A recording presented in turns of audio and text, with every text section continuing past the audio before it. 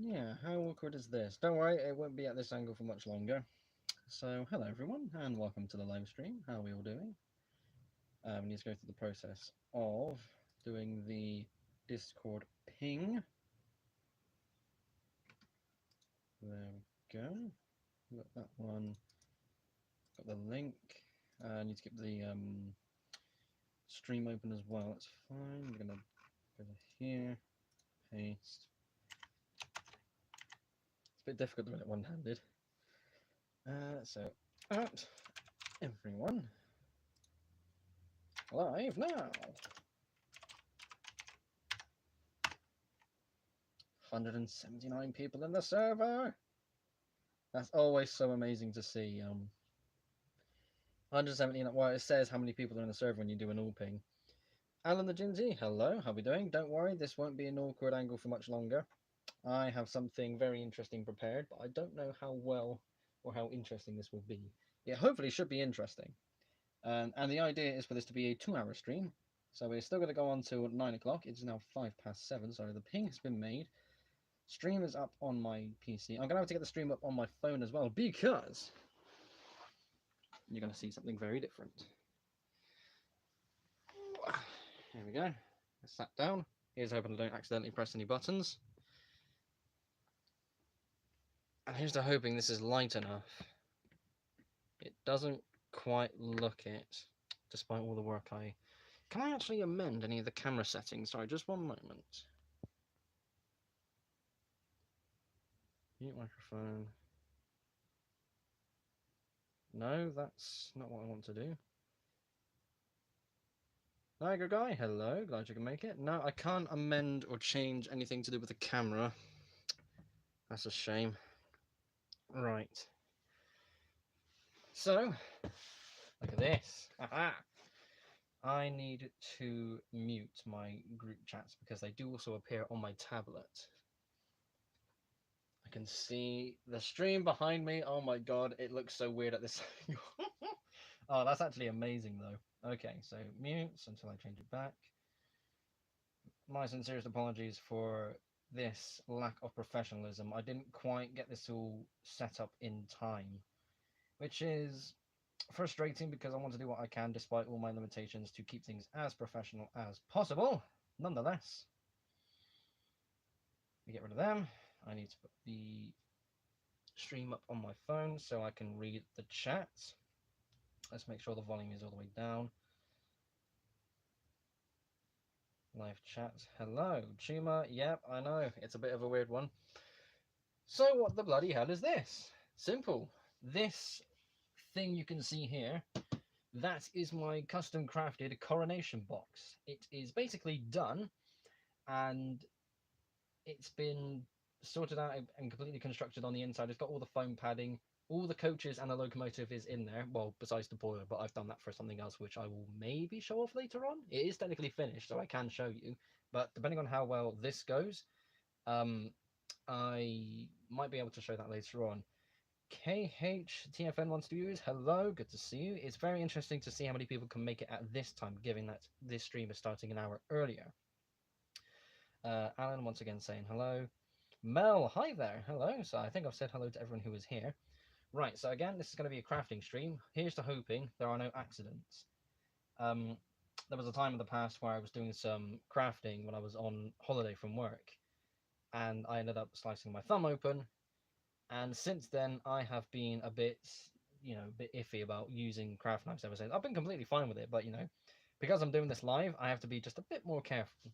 Before we commence, there is a thing I want to quickly show you, and that is this thing. I went to the Lego store 2 days ago on Thursday. It was Mario Day, coincidentally, which I had no idea was going on. And I was given a Mario coin. So let's have a quick look at what this actually looks like. Oh, I've broken the bag already. That's so frustrating because the tape came off by. There we go. I have no idea what this looks like, by the way. The Hogwarts pillow. Tell you what, let me... There we go. The Hogwarts... Oh, you can't even see it anyways because it's, well, first of all, too dark. Second of all, you can only see about that much. But yeah, that's a Hogwarts pillow. That's something I've had for a long time. What does this Mario coin look? Let me make sure I've got my hands clean. Oh my god, that looks amazing. Here's hoping the reflection isn't too bad. I've got the tablet set up on this weird Lego rig and a light in front of it to try and light up this area a little bit better. So I actually have to look at the stream on my PC to actually get a good look at this. That's not bad, you know. People had through the Lego VIP system get some coins come in, which is pretty good. Lego Super Mario, look at that on the back. Can you see? Ooh, there we go. That should be good.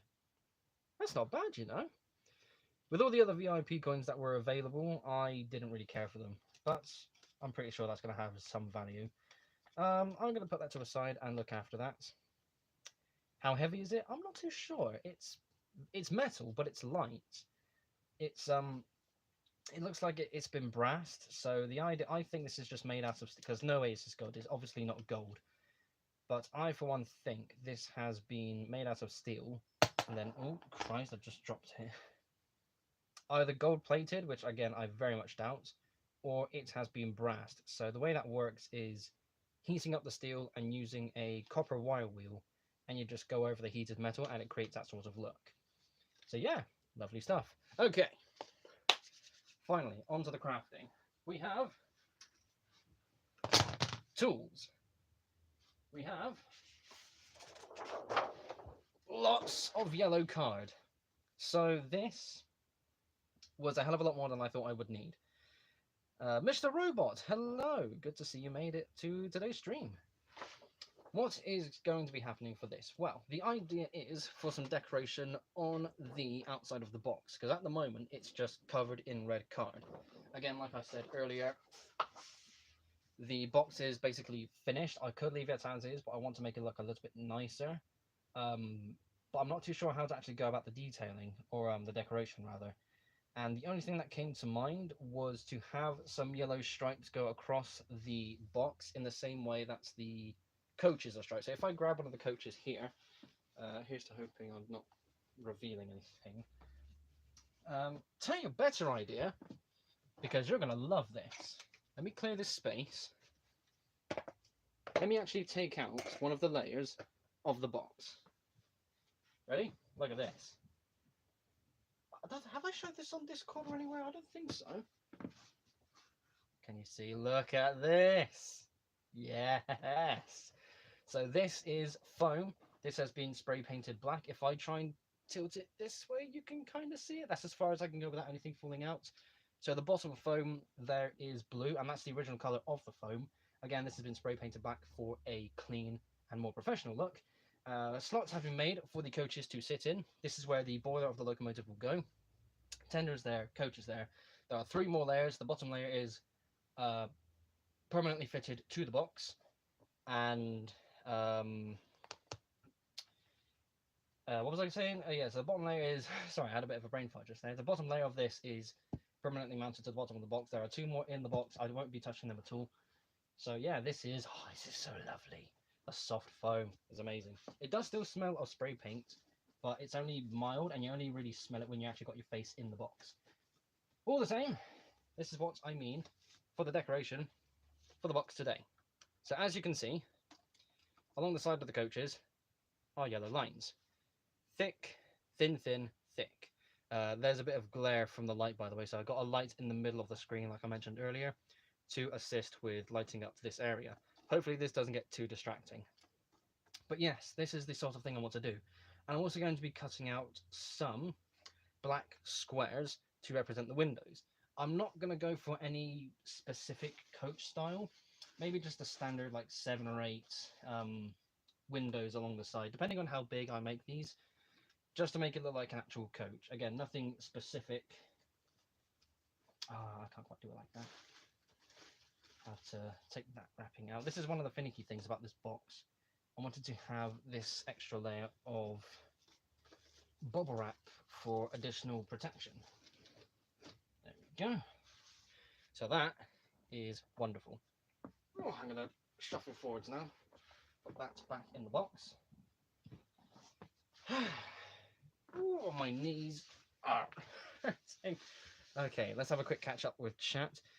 Mr. Robot says, I am now sad because my mum won't set up a PayPal account because she thinks it's a scam. Yes, I think you said that either on Discord or in the comments of a previous video.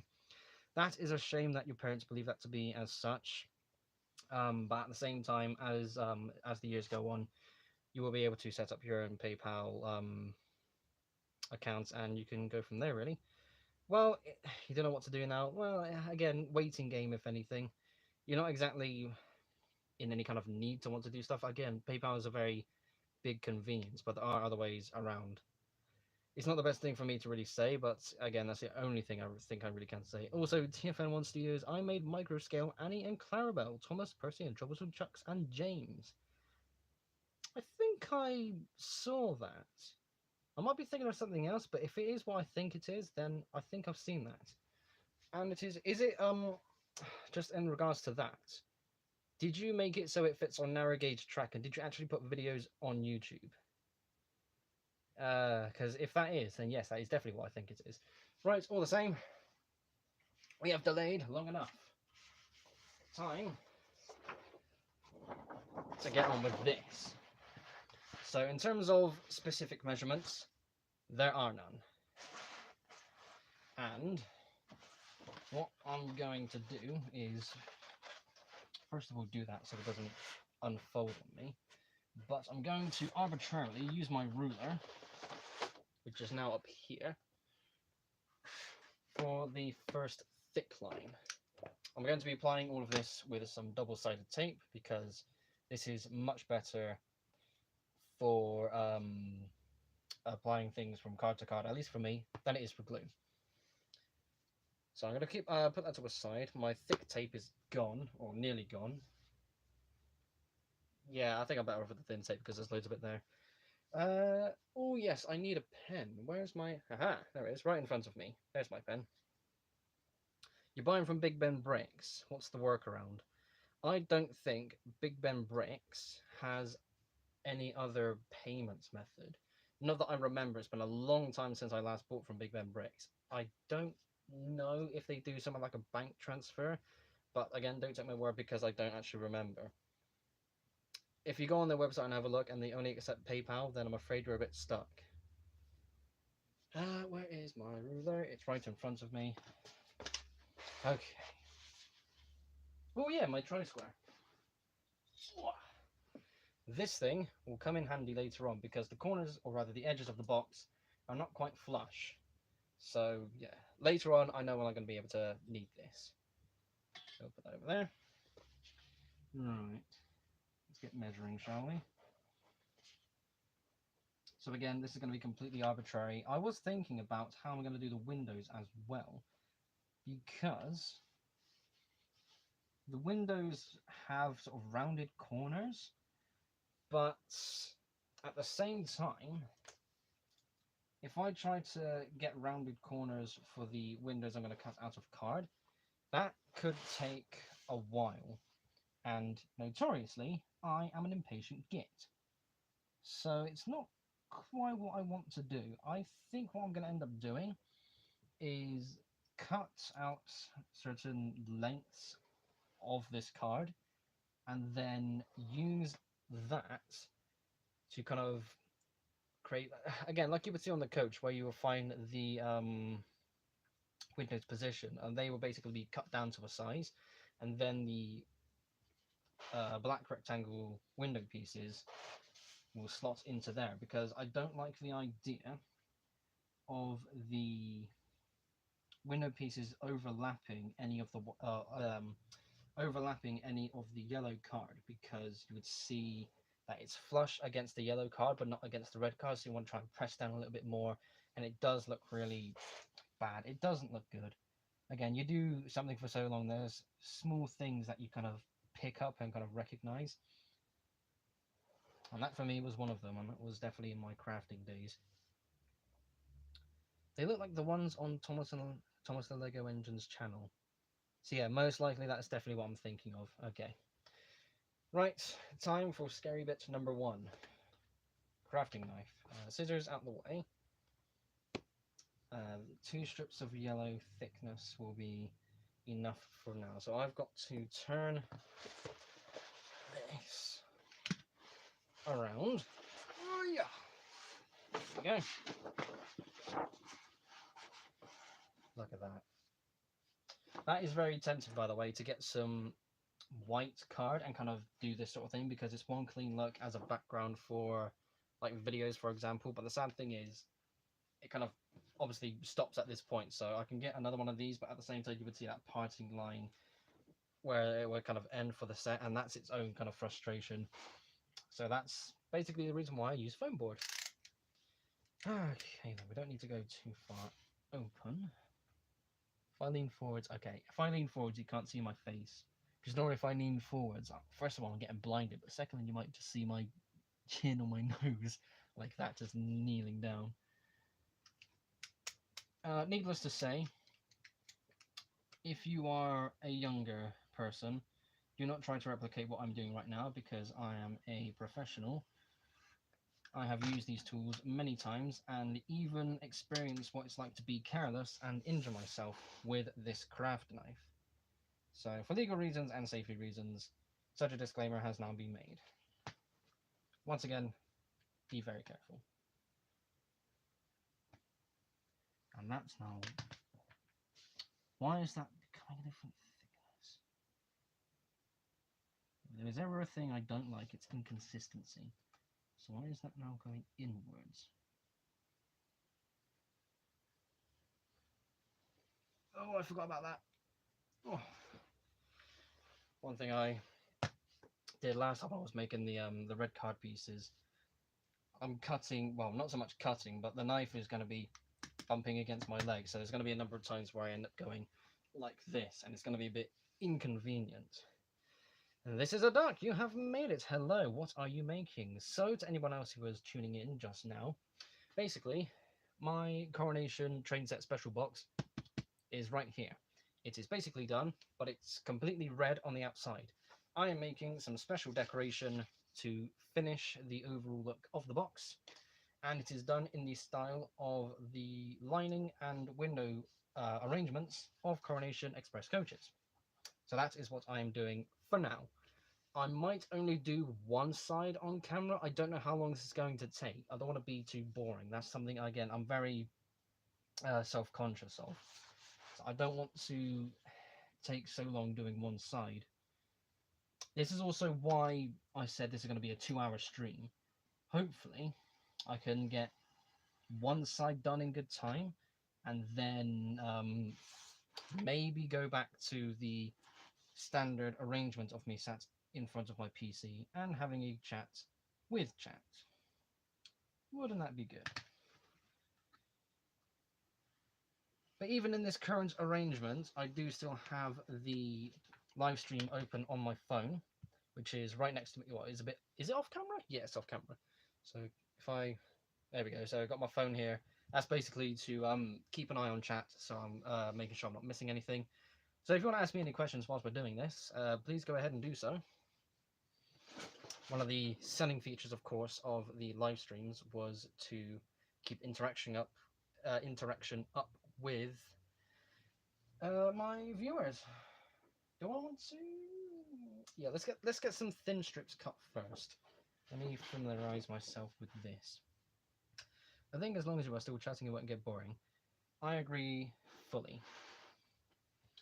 I just need to make sure I still have something to chat about, because I have been taking a few days break. I made a community post recently. I don't know if anybody has seen, well, people have seen it. Oh, that's going to be difficult to judge. No, okay. Actually, that's not a bad idea. I could use one of these. So, yes, I made a community post a few days ago saying that British Bricks, a Lego train YouTuber who is a genius when it comes to putting bricks together, not necessarily in the train arrangement, but he is a uni student and is doing an engineering course, at least to what I can remember him saying at one point. So he knows how to put stuff together, and his Lego creations are fascinating. And it was the start of the week, I believe he said he was redoing his Patreon. He is in a much... oh shit. That didn't go well at all. Right, okay, I just tried to clean my pen off of the kind of leaking ink, but it seems to have gotten dirtier when I tried to clean it off in the foam. Is that the spray paint? Is that wet spray? Oh, that's not. I've got tissues, that's okay. Hang on one second. This did not go to plan. There we go. Fresh roll of toilet roll. Always have some toilet roll in your bedroom. It was only a few weeks ago where my nose completely stopped working and I ended up going through so much toilet roll just to try and breathe again. So that becomes a very handy thing to have. Right, so that's clean. Okay, back to what we were talking about. So yes, British Bricks announced that he was doing Patreon again recently. I think he's in a much better position to do Patreon again. When he opened it up the first time round, I was his day one Patreon, very first member. I was there for it straight away. This time round, sadly, I have chosen not to become a member because I feel like I don't. It's not that I don't want to. I'm also trying to be a bit careful with what I'm doing with my own money because I'm doing driving lessons again, which is very exciting. I'm also in a position where I'm trying to save up to buy my own house one day, and spending a certain amount of money each month. Again, I know where it's going to a fellow content creator, and it's not necessarily for selfish reasons, but this time round, I'm not really prepared to join the Patreon page. But that got me thinking, because Patreon is about, bit of fluff there on my trousers. Patreon is about supporting creators. Just before I carry on, TFN1, I did see your question. Would I rather build Billy or Charlie?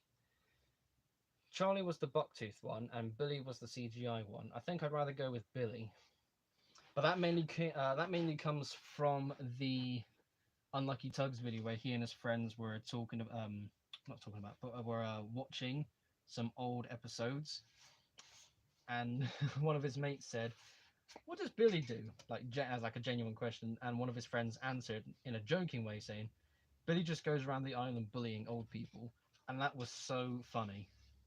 So for that alone, Billy. But even then, building in a shade of blue is better than a shade of orange. And believe me, having built a giant in orange, it loses its appeal fairly quickly, especially now that I've built some real life locomotives. So yeah, Charlie or Billy? Charlie. Back to Sam then. So with all the Patreon things that have been going on, well, I say all the Patreon things, basically just his. I was thinking about what, kind of what position I'm in when it comes to the Lego train hobby, and in a way, I'm quite complete. I have a layout.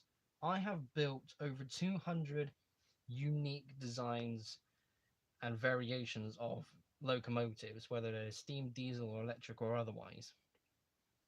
I've done so much of that, and when it comes to rolling stock, yes, there's still stuff I need to potentially try and expand on one day, but even then, I've kind of got all the wagons I want. So when other wagons come out in the future, I'll keep an eye out for them. Like the cattle wagon, that was its own little nice thing to have. The Royal Mail wagon was something I plucked the power functions from, and I also gave its wheels back after borrowing them for another coach. But yeah, with all the other hopper wagons, the open plank wagons, and some of the LUKR club member wagons, I'm basically set with there too. So even then, it's something I need to expand upon. But at the same time, do I need to? So I think I'm at a point where I can not necessarily rest and kind of call it quits. I'm still going to be building stuff as we go forward. It's just, I think I've reached a point of contentment, if anything, which is a bit sad, but at the same time, very relaxing. And that is just wonderful. Right. Yellow card has been cut. The length of the box I have in front of me is 53.5 centimeters. But that is due to all the extra tape and card I've put on the outside. And even then, like I said earlier, these corners, they are not clean corners. I can't really show you because of the angle, but yeah. So what I'm going to do to start off with, I'm going to have to shuffle forward just to get a note of how much overhang these strips would have if they were on their own. Again, I'm going to be cutting these down, but this is more for curiosity's sake, to see if this can lead to a development going forwards. Is everybody enjoying the stream so far, by the way? I'm a bit self-conscious in knowing that this is going to be boring or not. Here we go, shuffling forward. Hello, these are my legs. Okay, so there is a bit of overhang. Actually, I've got my tape measure. Well, tape. It's what would you call it? Yeah, that's just like a form of tape measure. Okay, so we go back there. We'll turn that over because that's the clean side.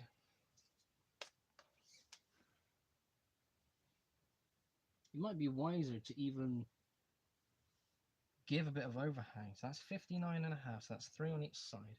Okay. How many windows do we want to cut out? I think if we... let's do just 7. Yeah, let's cut out 7 as a starting point. 7 windows, and then we can place them arbitrarily along the side of the box, and then we can cut the yellow strips down to the appropriate size and apply them appropriately.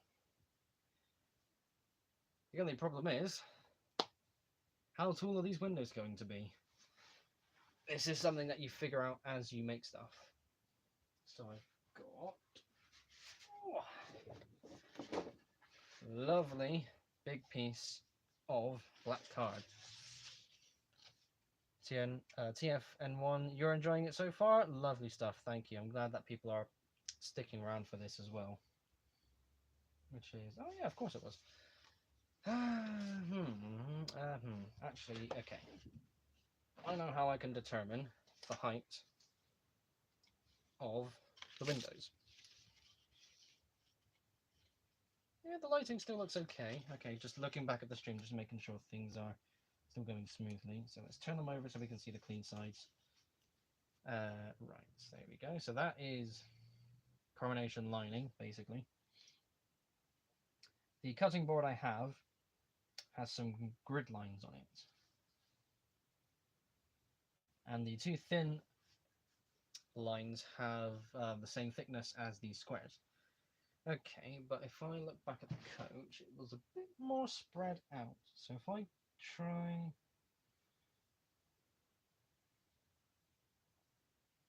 like that maybe? Yeah, just one more square between them. That looks good. So how tall is that?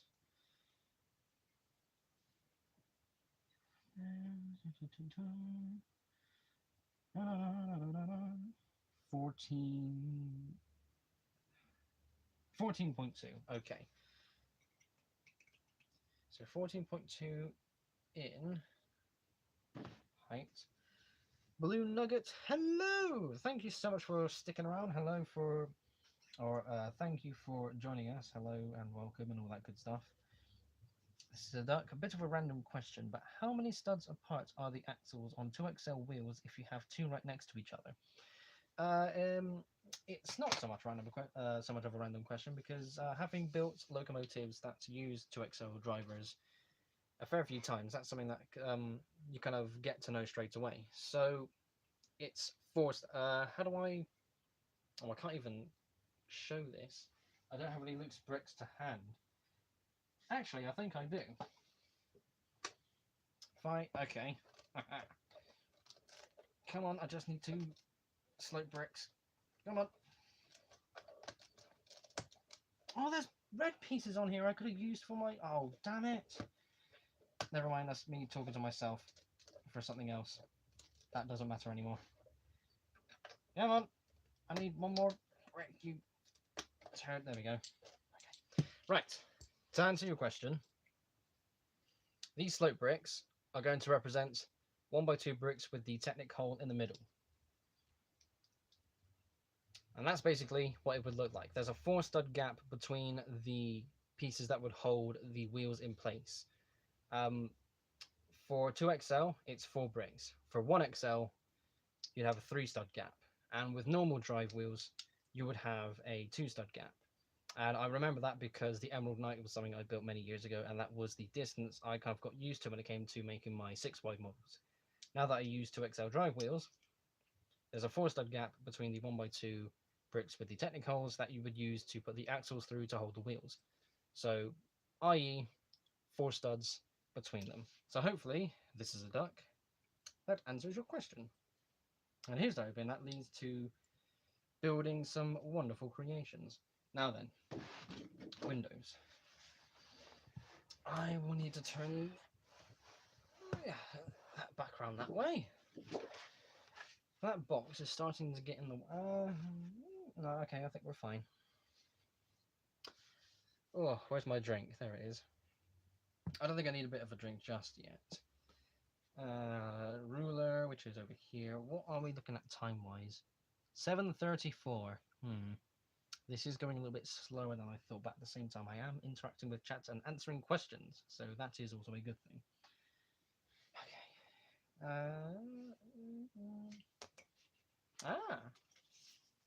That can be my ruler. Okay, let's grab one of these longer pieces. Which... that one. Okay.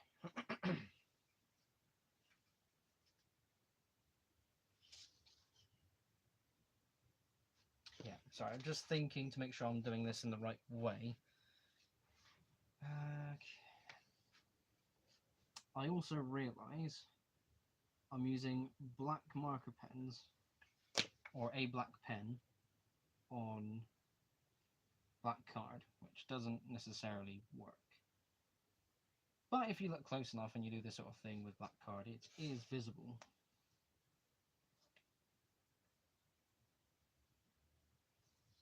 It's just a matter of lining it up and keeping it in place. 1, 2. There we go. That is a fat window. Oh, dearie, dearie, dear. We can think on it as we go. Right, so if I... How many more can I get? I can get 2 more windows in, doing it this way. Making sure that's all in the correct line. 1, 2. Marker. Thank you. I was just wondering if I could use them on a train motor without a massive gap between them. I think you can still use 2XL wheels on a motor. There was a Lego Tornado mock I saw on Flickr and or YouTube, and it used a standard train motor, but it had 2XL drive wheels in the motor. So you can, obviously, I may as well because I got it right here. So if I lean forward, there we go. So when you look at a train motor, which is what this one is here, it normally comes with and is used to accommodating these normal wheels, but it's still a Technic axle rod that goes through them, which can connect to any wheels. So in turn, you can use drive wheels of any size, technically, for that motor. That is something I experimented with in the past, but never got around to keeping that model, sadly. Here is a question. Do you think you are able to build Annie and Clarabelle?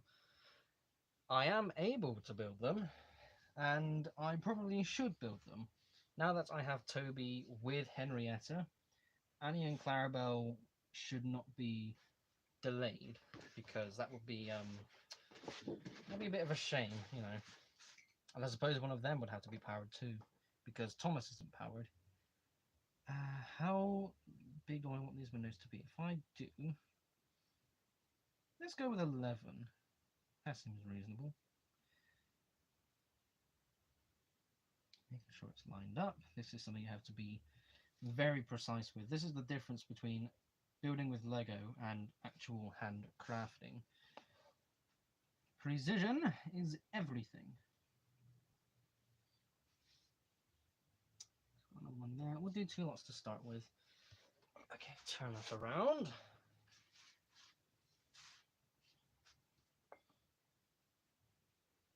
Need to mark 11 centimeters twice.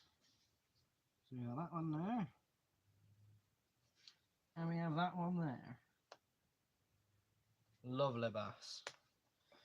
Right, I can put that to a side and use this strip of yellow I made earlier as my ruler for the longer pieces.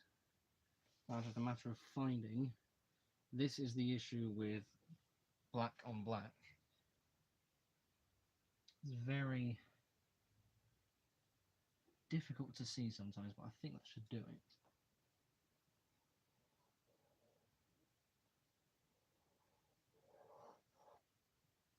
Gently does it without nudging the yellow strip too much.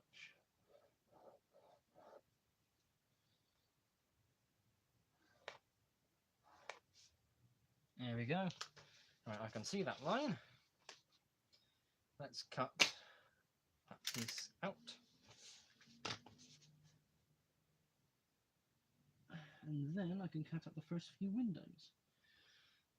I think, given the size of the windows, it might end up just being these three for one side.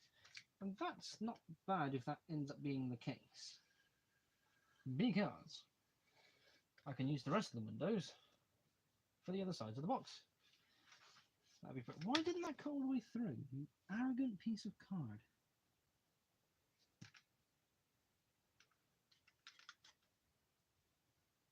Right, okay, that's a thing that it did. Take two.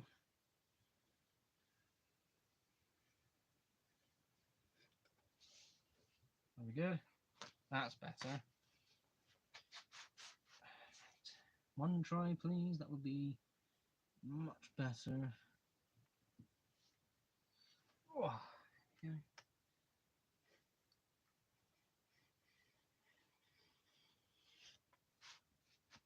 Oh, for crying out loud.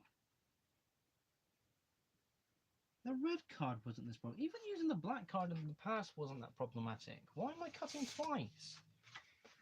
One clean slice is what it should take. That has annoyed me.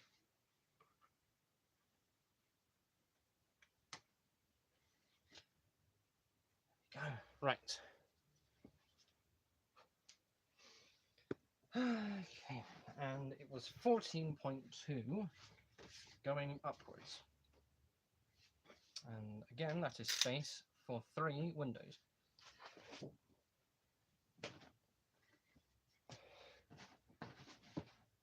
That's a very close square size to the top of the box. That's quite funny, actually. Okay then.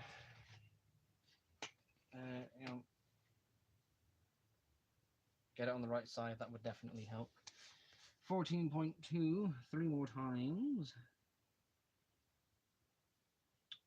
You know what, I just realised something. How would I measure how... Oh, bollocks. How am I going to make sure this is accurately spaced when it actually goes in the box? Because I can't draw on the box, because that would ruin it. Oh, dearie dear. That's a thing I failed to take in. Well, we won't know until we try. We can make it work. We'll figure out when we get there, which will be in a few minutes' time. 1, 2, is it the right one? Yeah, that one there. Yeah, there we go. I'm just looking back on the stream. You can see me really kneeling down like that. Again, black ink on black card. It's a bit tricky to see sometimes, especially with nighttime lighting. Again, I've got this torch here, I've got the bedroom lights, but that's it. If it was in the afternoon where I had some daylight, it would be a lot easier to see. Lid there, Kniff ready, windows. All right. There we go. That's something I'm a bit more cautious of, so I don't need that piece. So I just pressed a little bit harder, but before, during, and after that cut, I was thinking of the time where I ended up cutting my thumb open. but we are doing okay, so we don't need to worry about anything. We're okay. I don't want this to be seen as fear-mongering in any way. I think we're okay, though. Obviously, I mean, there's no reason for anyone to be in any kind of concern.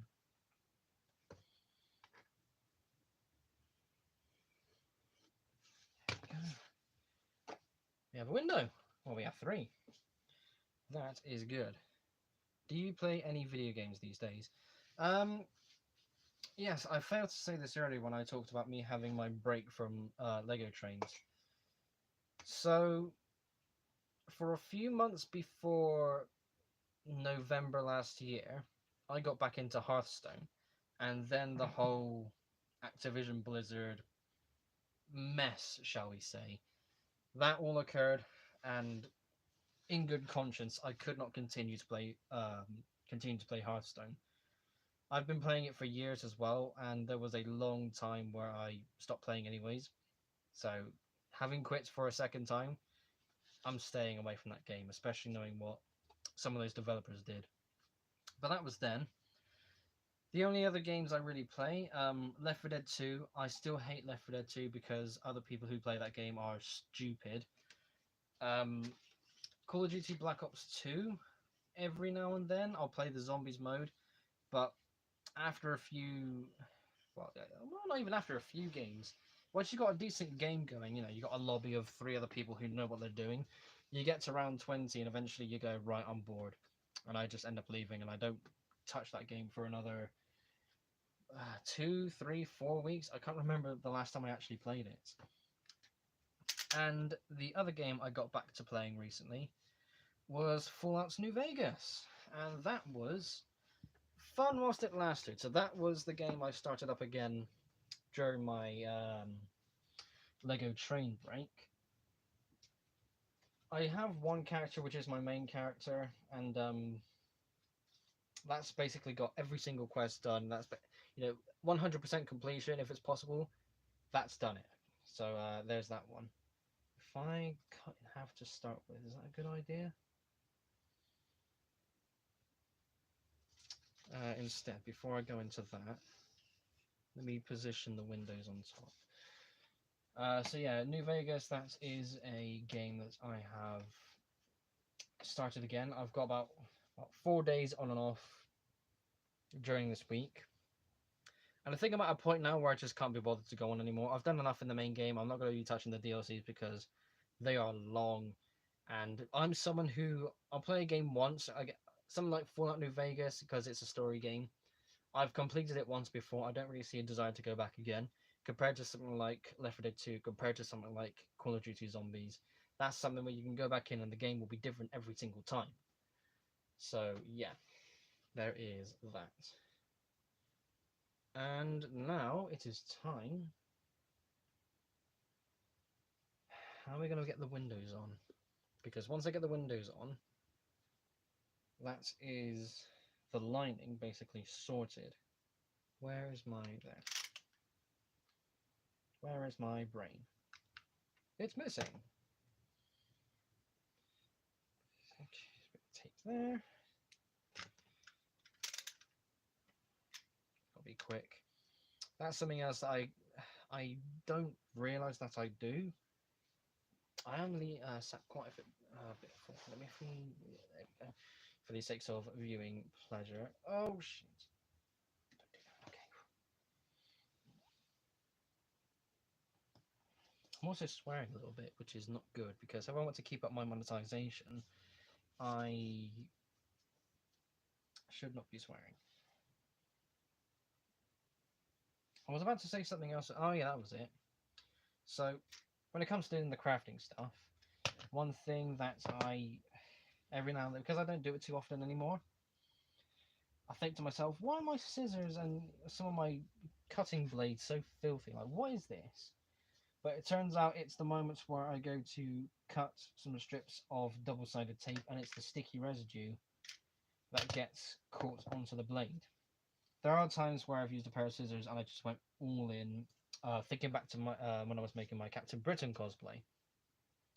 I'd have to cut some material that had some glue on it, and I thought, oh, I've got to use the scissors, so okay, here we go, and that kind of makes sense. And that's why that's why I have two pairs of scissors.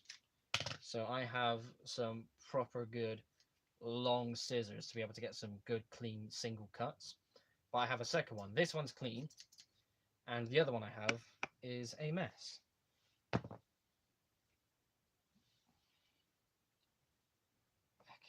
right.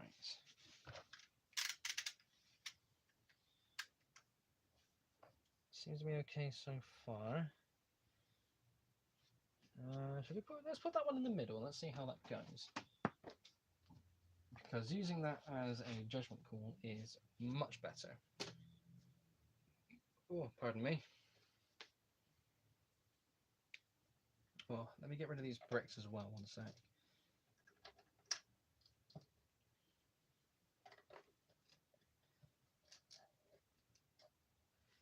Right, so that's there, that one, that can move out of the way. Go. Right.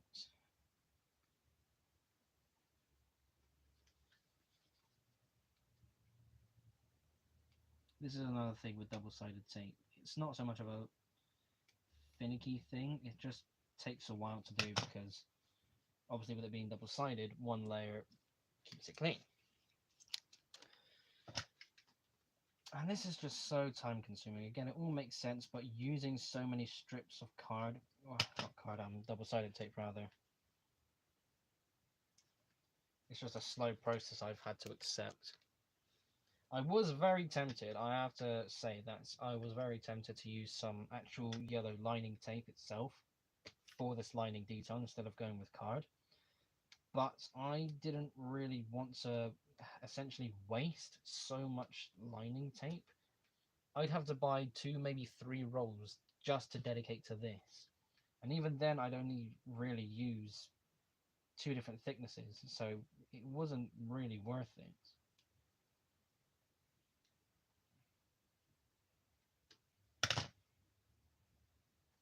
Right. That is all of the double-sided tape clean bits removed. That is now applied. You can see the reflection of the tape off the light there. I'm now going to have to shuffle forwards, or maybe just bring the box closer to me in order to apply it. So we put that one away. Now to shuffle this back, it will be wiser to bring this forward. Oh, there we go. Look at that, just big red box. It's very, very heavy as well, which is something that I wasn't quite anticipating. How do we want to do this? That's too low down. Okay, hang on.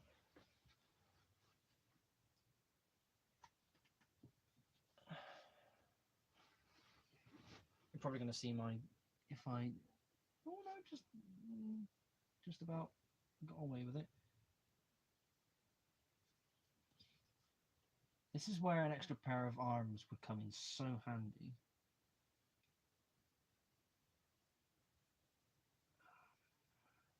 I don't even know if this is in the middle or not. Ah, that's fine. Just as long as we can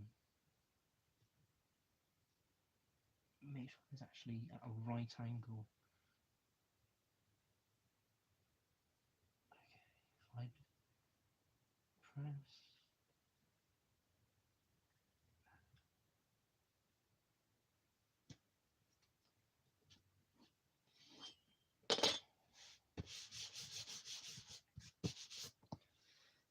Whew, that was interesting to say. I was holding my breath. Whoo-wee! I'm a bit out of breath now, so if I turn the... Oh, this is heavy. Oh, okay. There we go. So that's as good as I can get it because of how the camera is angled. Voice breaking. Right, so that's where one of the windows is positioned. I'm going to arbitrarily cut this lining to one size. I'm going to get the other 2 windows on, and hopefully, so long as this is level to, you can't even see it, but if so long as this top line, you can't even see that. So basically, so long as the top of the window is perfectly parallel to the top of the box, I can carry on with the lining around the box, and I will know that it is level. Oh, let's put that back over there. Move that one forward. Oh my goodness gracious. So it took nearly an hour to do that. Okay, so I think what we will do, once I've got the other two windows on, and once the lining has been applied, I will then return to the chair and we will carry on with the live stream as a good old interaction Q&A sort of thing. Does that sound good? Mr. Robot says, I am back. I regret to inform you that you didn't really miss anything. Actually, no, that's the wrong thing to say. There was a party going on. Oh, you missed all the fun. But don't worry, we got another hour to go.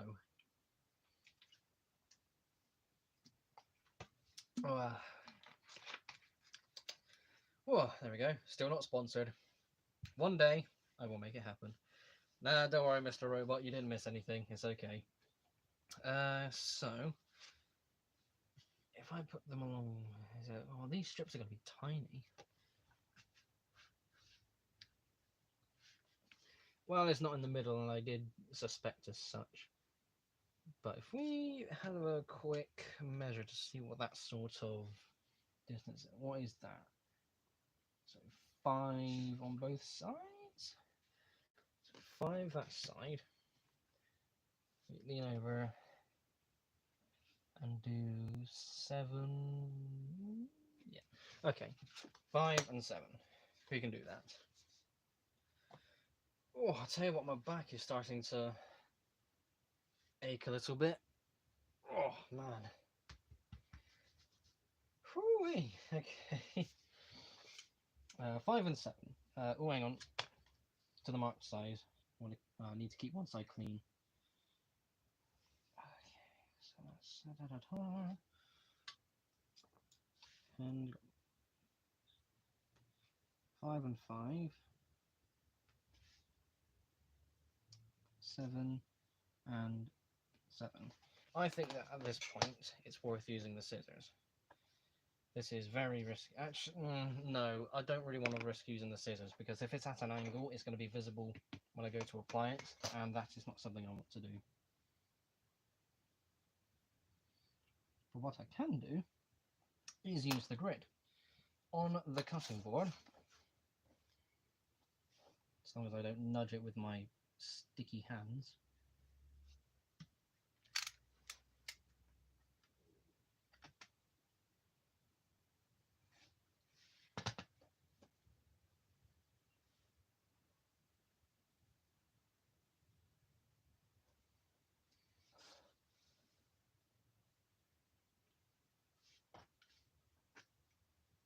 There we go. If there are any that are incorrect lengths from each other, I can simply put the two together, line them up, and trim down the longer piece, which is quite handy. There we are, that one there. There's that one. And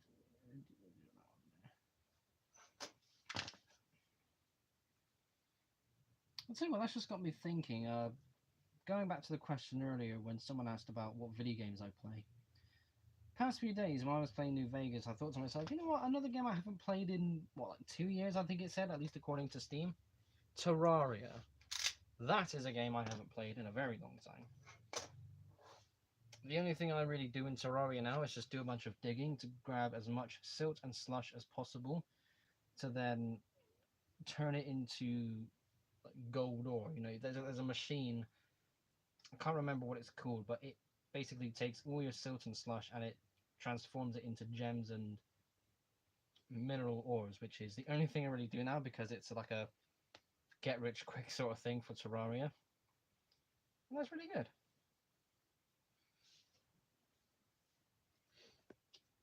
This is the precision part of the program.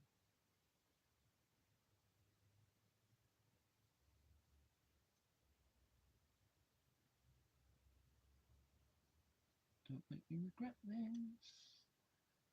That's good. Get rid of that one piece. And now we do it for the other ones.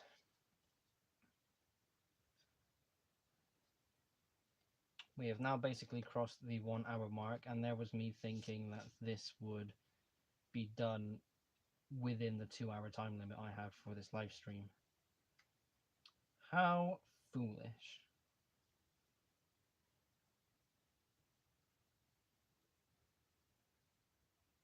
That is about the same length. Okay.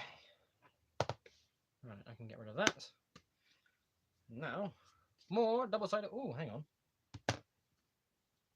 Will that fit on the thick ones? Well, it would, but it would waste quite a bit. Well, let's use it anyways. Right, I need to remember, clean side upwards. I will need to get my dirty scissors as well, because this is the thing I'm on about. This is what I mentioned earlier. So using the scissors to completely cut along like that, that's how these get dirty and unreliable, and you get these little notches in what you're cutting. Clean side upwards, yes, that's what I want.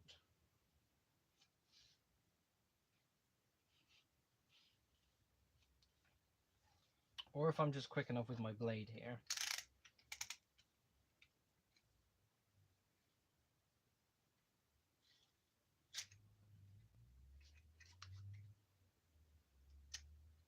There won't be any, well, I can see a little bit of residue. Yeah, that's fine. Having said that, I will go and grab my other scissors. It's nice to stand up, you know. I'm a very clicky person as well, so if you heard any bones clicking and you didn't like it, then I do apologise. Not everyone is fond of that. There we go. Back down. So like I said, clean scissors, dirty scissors. It's not that visible on the blades, but when you go to do that, it's very noticeable. TFN1 also asks, do I watch Fan of Thomas 31? Was that what you suggested last week? If it was, then I did. Or was that someone else?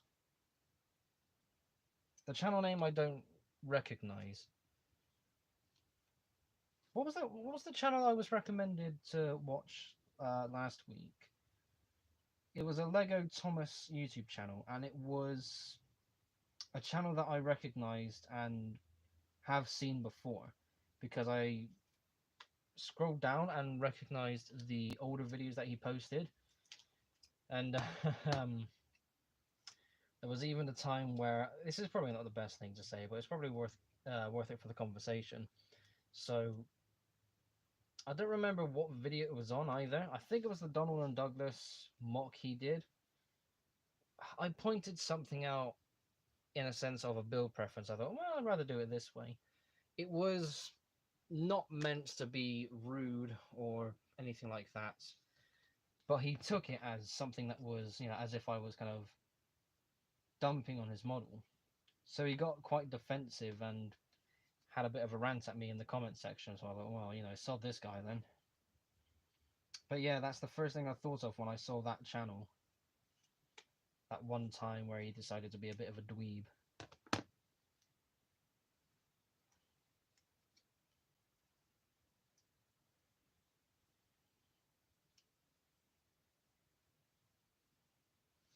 we go, getting rid of the excess tape. I think what I will do, once I have this piece applied, I will head back over to the table. Or table, to the PC rather.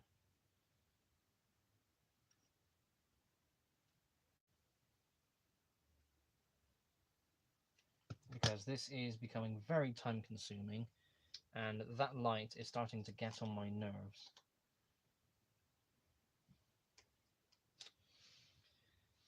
Okay, now I need to make sure that's actually in line with the top of the window piece.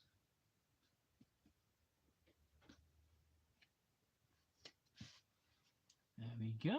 That looks level enough. Oh, there's one thing I didn't test. Oh, don't do that. Okay. Whoa. The lid. If I get that out of the way. Now, I put the lid back on. Oh, thank goodness, okay. So, one thing I was very concerned about just now was if the lid would overlap the detailing I would have on the side of the box.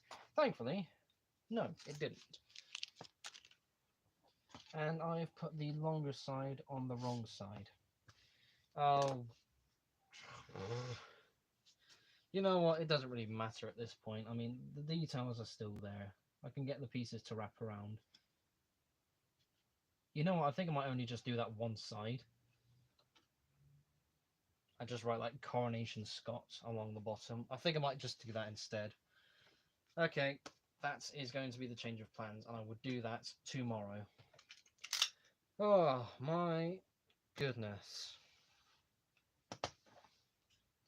Right, I'm going to put everything on the top of this box for now because it's just a convenience. So, actually, no, I shouldn't because I'm going to be carrying on with this tomorrow. So let's just keep everything out of the way, basically. If I do that one there. Oh. So yeah, that is the first hour of today's live stream done. This was kind of how I expected it to go, but it took a little bit longer to do, which is a bit of a shame. But seeing how things are turning out, I definitely made that window piece too big, but that doesn't necessarily matter now. And at the same time, these long strips of yellow card, yeah, it turns out we're not going to really use most of these, but that's okay. Right, now it's time for the awkward bits, because this is live. Redstone Reed, hello, glad you were able to make it. You are just in time for the casual chat part of this live stream. So, if I stand up real quick, this is another part of the preparations or lack thereof when it comes to these live streams. So, I have a little stand that I have made out of Lego to hold my phone and tablets for these live streams. Now then, this is going to be probably the most boring part of the live stream because I need to move things around.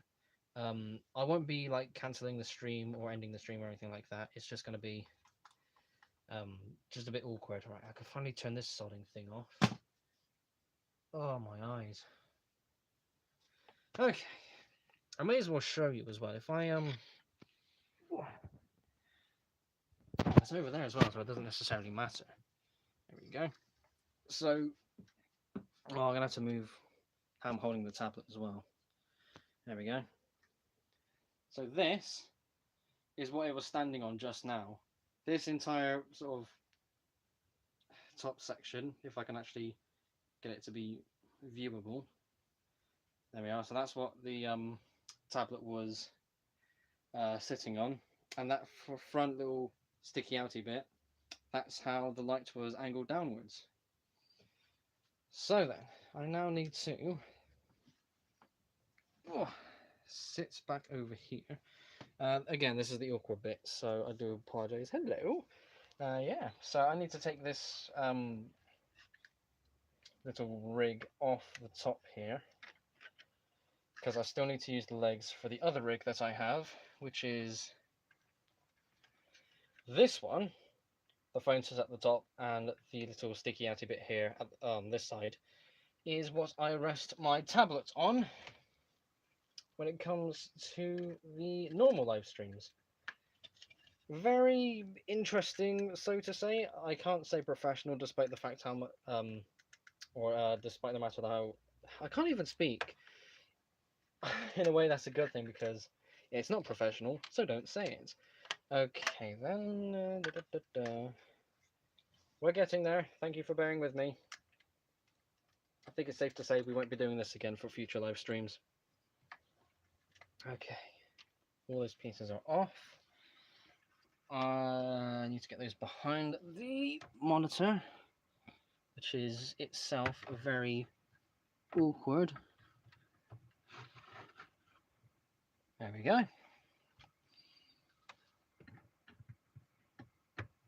Stand has now been connected. There we go. So can I do that? Appearance, light theme. Ah, look at that. And now,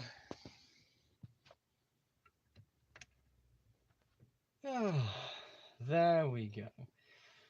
And relax. Oh, wow, wow, wow, wow.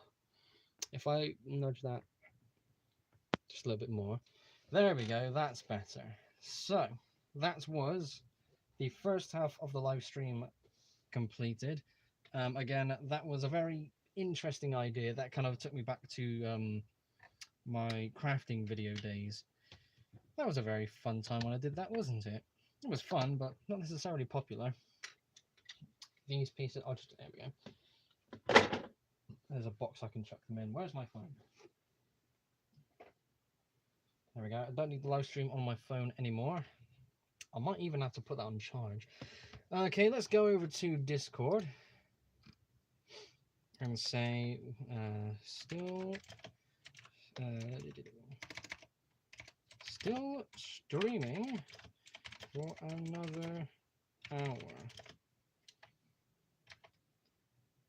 Come and say hello. There we go. So let's see if more people will arrive in the chat. Been a bit gassy today as well. I don't know if you've picked up on it, but it's not that bottle, this one. Where I've been talking, like trying to answer a question or something like that, and then halfway through I kind of paused for a moment, and that's me trying to mask a burp. I had some pancakes for dinner today, and it was very filling, and I can still feel it kind of settling in my stomach. So that's a bit annoying because, again, all the burping and all the wind is, again, disrupting the stream. Disrupting my professionalism. Can't be doing that. So, having looked at the something in the background behind me, let me just go grab a thing.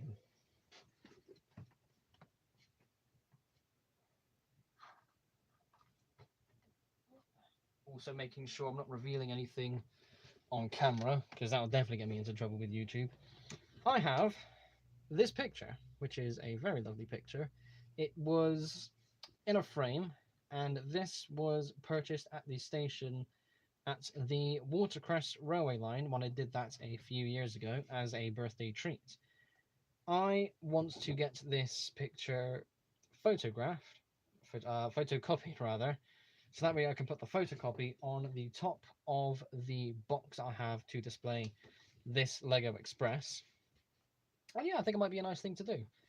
I might have a play around still with the side of the box. I don't know if that's going to turn out as well as I think it will now that I'm looking at it from a different angle. I may as well, I've committed to this idea, so I have to go all the way. But yeah, this will be its own little nice extra thing to have. Let me put that back on the bed for now. Won't go all the way. Okay, so since TFN1 mentioned earlier, now that I'm back at my PC, fan of Thomas 31. Who is this? No, it's not 31. It should. Oh no, it didn't. Ooh. Oh, he was streaming as well. Oh, I think he just finished his stream. He's got 100,000 subs though. Fair enough.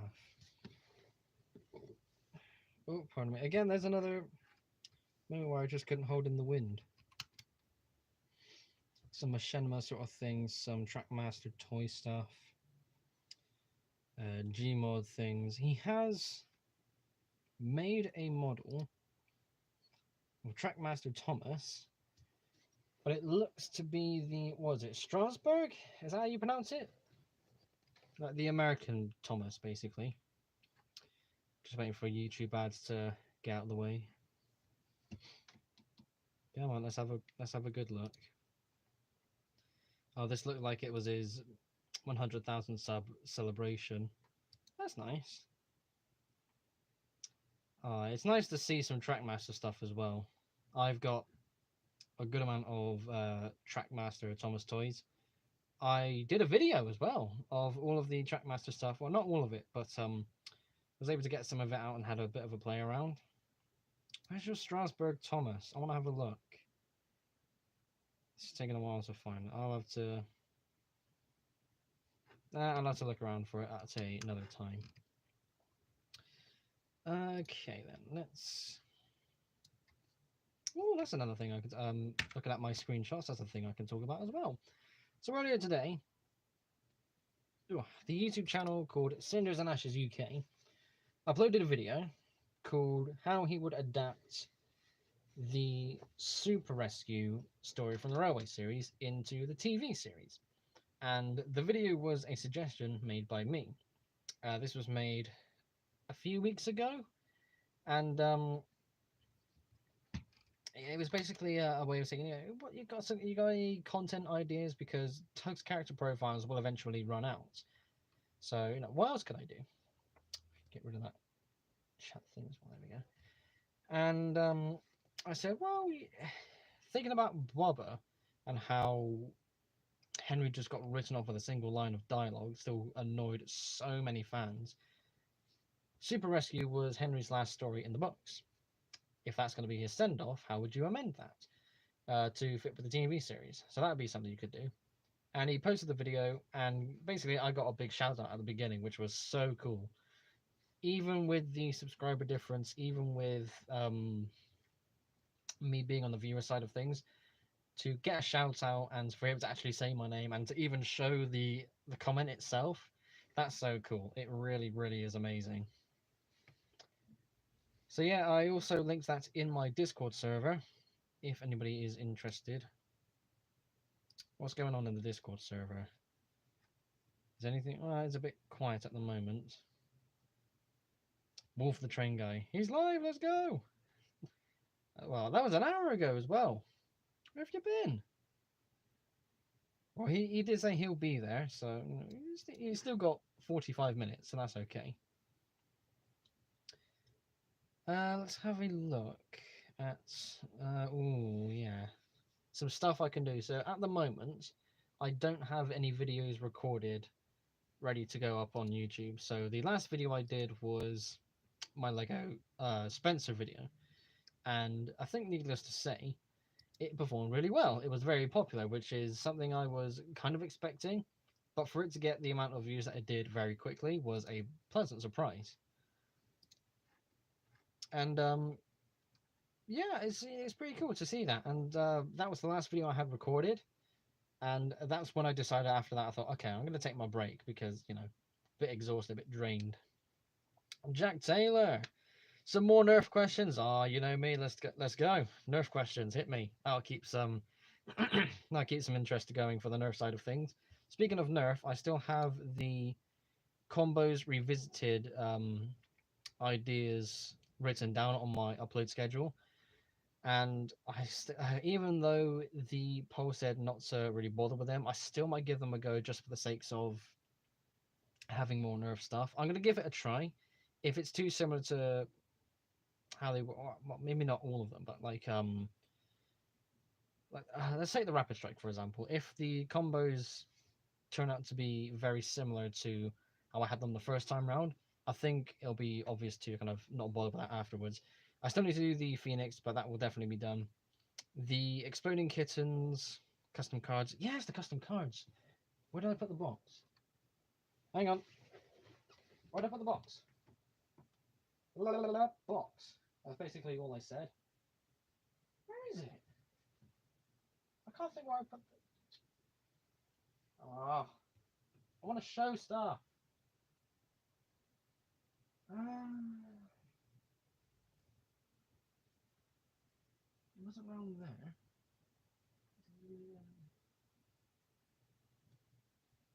Oh, it's here. Ah. Oh. Right in front of me, just underneath my book. So the Barking Kittens box is what I use to hold my custom cards. I may as well show a few here and now, just in the meantime until some Nerf questions come in, unless I've missed one. No, not yet. Okay, good. So I've organized these into their own expansions. Let's try and grab them. Oh, this box is so stupid. There's a gap in the box, right? That way. It's not the same like length of a card as if it was that way, which is so frustrating. It could have been the best way to store these cards, but they've decided not to do that, you idiots. I love your game so much, but this box is just stupid. Okay. I'm having to use a pair of scissors to actually get the cards out. There we go. So I won't show too many. Here's an arbitrary amount. So we've got 1, 2, 3, 4, 5, 6. Okay, 6 card ideas for this one. Sure, let's go with that. I saw your first. Okay, odd versus, but it's the modular flywheeler versus a Springer. The Mediator XL versus the Modulus ECS10. Is there a difference between the Mediator or... So when you say Mediator XL, that's basically the Mediator with both attachments. I'm assuming that's what that means. If that's a term people use, then it's one that I haven't heard of before. But I would... Oh, that's actually quite difficult. Because the Modulus comes with 4 different attachments, and that's very customizable, even with what it comes with. I think... Oh, yeah, that's close. I think I'd go... It's close for me, but I think I'll still go with the Mediator. On the basis that the 2 attachments the Mediator comes with, they're blasters.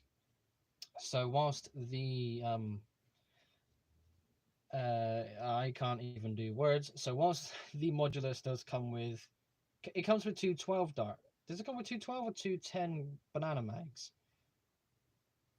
The whole point is, if you're out of ammo with the main blaster, you have that front shotgun ready to go straight away, and even then, you've got something a bit more, not comfortable, but something a bit more flexible, I suppose, with the small pistol that's in the stock. So that's a lot more versatile as a package in comparison to the Modulus, which is, again, very customizable, and that is versatile in its own way. But the different methods of firing with the Mediator, I think, makes it a very good blaster. So 1 banana mag. You know, I just realised, again, I'm on a PC. Let's have a look. Nerf Modulus ECS10. It would say so on the wiki. The Nerf wiki, I'll tell you what, this reminds me of a time where I would look at this, like, near enough every day for a good while, thinking, okay, what attachments don't I have yet? It was a bit sad, but it was still really good. Yeah, one magazine. Only 1 magazine. Definitely the Mediator then. If it comes with 1, well, I say that's a shocking thing, but it really isn't. I think it's only in the last, maybe not even in the last couple of months, but even since the start of this year, where Nerf has been releasing a second magazine with their blasters. Thinking back to the Ultra Stampede. Well, technically it is the Ultra Stampede, but the Ultra Select, that's what it's called. And there's another Ultra Blaster I think that's coming out that has another magazine with it, but yeah, that's pretty good. It's that super crazy one that has the sort of angled stock where the magazine's inserted at that angle. That's basically what I'm thinking of. The Ultra Stampede. That shows my age. Okay, so whilst I wait for another question, if you have one for me, I will like to go through a couple of the custom Exploding Kitten cards that I have. In order to set up the video, I would have to kind of put this on a white background, take pictures, and talk about them the same way that I did with the original ranking, sort of the power ranking video. I can confirm that as I have a Modulus. I have a Modulus as well, but I think I got mine second hand, and it probably came with a magazine, but you know, I don't really care for that because I have drums. Drums are better. Right, so let's have a quick look at some of these custom cards. So the idea of these expansions is that it comes with another sort of main card. Think to each expansion where it was Imploding Kittens that had a card called the Imploding Kitten. That was sort of the main one of that expansion. The Streaking Kitten expansion, again, Streaking Kitten card was the main focus, and a bloody good card as well. Barking Kittens was also a very fun pair of cards that worked, and I don't think I can really think of any ideas where two cards can work like that. But I have three expansion ideas in mind. Again, this is very small for an expansion, but then again, expansions aren't big on their own, anyways. I've named them after the Exploding Kitten variants that would feature. So this is the Volatile Kitten. You can't see the text, but as long as you can see the drawing, that's pretty good. I remember drawing all of these and being very proud of the actual drawings because I did art when I was in college, and I haven't really done anything artistic since. Not in terms of like pen and paper, that sort of thing. Obviously, like physical models, that's one thing, but drawings was something else. So to go over this, obviously an exploding kitten is a card that once you draw it, you've got to defuse it. If you can't, then you're at the game. So this is what this is supposed to be, but it can be defused immediately, like a normal exploding kitten. When drawn, you reveal it to the other players, but you keep it in your hand. You will have 3 turns to defuse it. This cannot be played like a normal card. So it's basically a way of saying, you have an exploding kitten, but that fuse is still going off. So you have 3 turns to be able to defuse it, which I think is a very interesting idea. I haven't seen this with any other custom cards that people have made online. They've made their own card types for other things, but nobody's touched the exploding kitten itself as a variant. So that's something I've done technically 3 other times with what I've got down there. But yeah, I think this is something that I would love to see made in an official capacity. Going back to Jack just 1 second. Have you seen Wooden Toby's Lego Thomas and Percy? Yes, I am in the Discord server for Lego Thomas and Friends Builders, and I have seen his Thomas and Percy. They look amazing. One more, the Regulator versus the Demolisher. The Regulator is my favorite blaster. The Regulator is my favorite blaster. So that's a bit of a daft question. So, well, it's not a daft question. It's biased on my end because, again, Regulator, I love it so much. I would definitely pick that over any other blaster. Demolisher's fun, but Regulator, that's all me. I love it. Okay, back to the expansion now. Let me make sure I'm not picking up more than one card that has the same text on it. So there is another thing that I saw. I think it was with, what was it? It's called Muffin Time. That's it. The ASDF movie version of this, basically.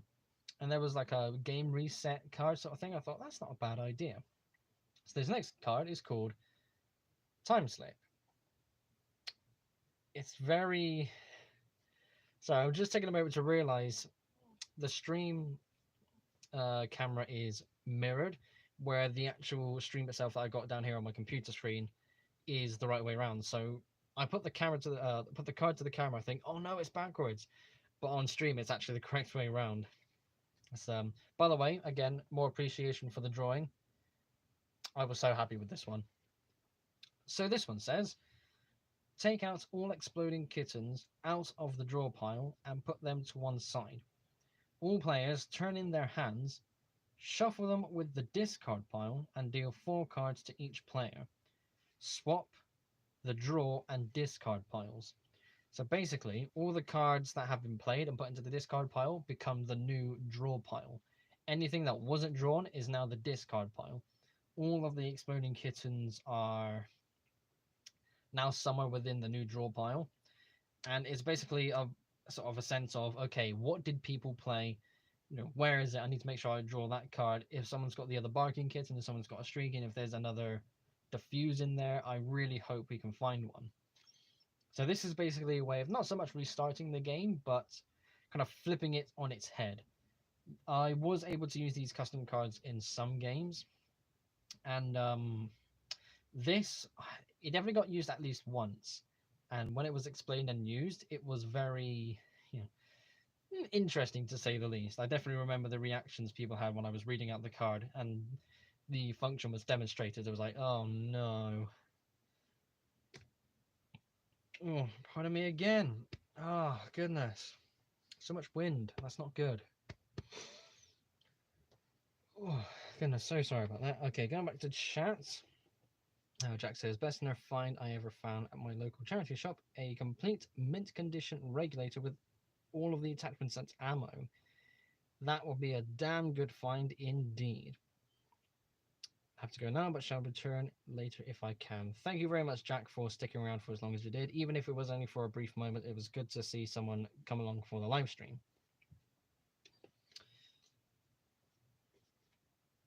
Which do you think is better, X-Shot or Zombie Strike?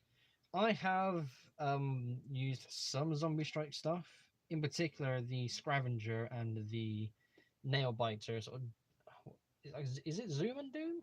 Doom and Zoom and Gloom, Shaboom set, whatever it's called. I've got those two, and I have technically used a few X-Shot blasters in the past, but I still think Zombie Strike is really good. Oh yeah, the magazine one with the lights. Oh, what's it called? It's been a while since I've done anything Nerf related. I don't know if it's obvious. Is it Recharginator? Oh god, what was it called? We're not moving on until I find out what this blaster was called. Regenerator. I'm on Coop's channel now just to try and find the blaster. What was it called? It was re something inator. There was that one there. Revoltinator, that's it. The Revoltinator, that's a blaster I got. That is definitely a highlight Zombie Strike blaster, the Revoltinator. I still think that grip is a bit, well, not a bit small, but stupidly small. You can accomplish making that more comfortable by cutting off the rebar piece. But yeah, ultimately, I think Zombie Strike is still better. The Nerf brand might be a bit questionable given how Elite 2.0 was originally handled, and a lot of people have been going to other brands for their foam dart blaster needs and desires. But even then, Zombie Strike still has a lot of quality to it, and comparing X-Shot to Zombie Strike, I would still go for Nerf's Zombie Strike. That doesn't mean X-Shot is bad in any way. I have, again, used a few X-Shot blasters in the past, and they function, so that's pretty good.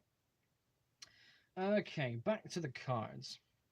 I'll do one more. I don't want to reveal too much of this because all the cards I have here are basically from one expansion, and if I reveal too much more, then it's going to basically kind of ruin the video I have planned.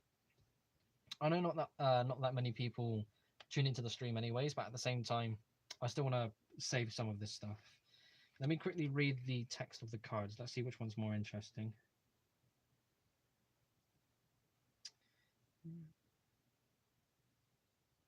Oh, they're both basically so similar.